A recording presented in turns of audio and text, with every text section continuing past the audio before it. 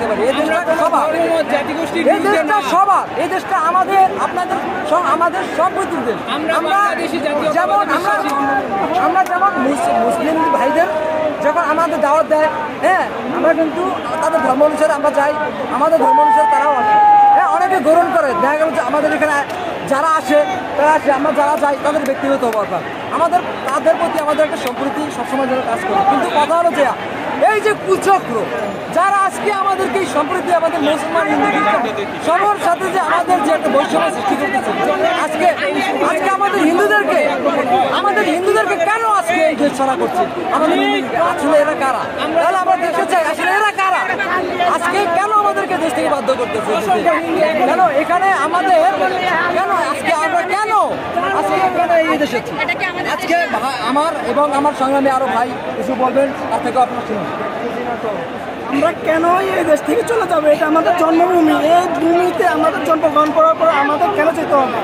এইটা আমাদেরকে বাধ্য করতেছে, যারা আমাদেরকে এটা বাধ্য করতেছে তাদেরকে একটা দৃষ্টান্তমূলক আইনের আওতায় এনে গণতান্ত্রিক অধিকার থেকে তাদেরকে শাস্তির আওতায় আনা।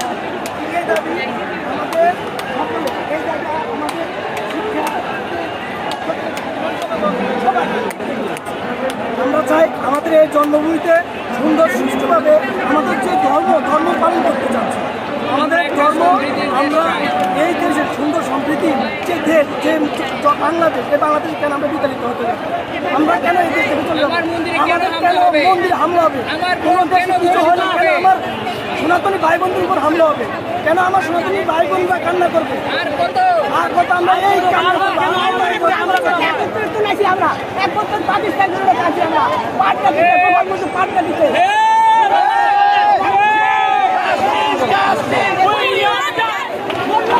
জবাব চাই, জবাব চাই, জবাব চাই, জবাব চাই, জবাব চাই, জবাব চাই।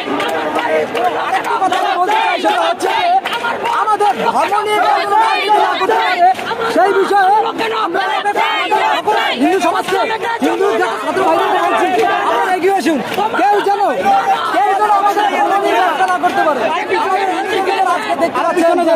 অনেক সংগঠন আমাদের হিন্দু ধর্ম নিয়ে তারা ব্যবসা করতেছে।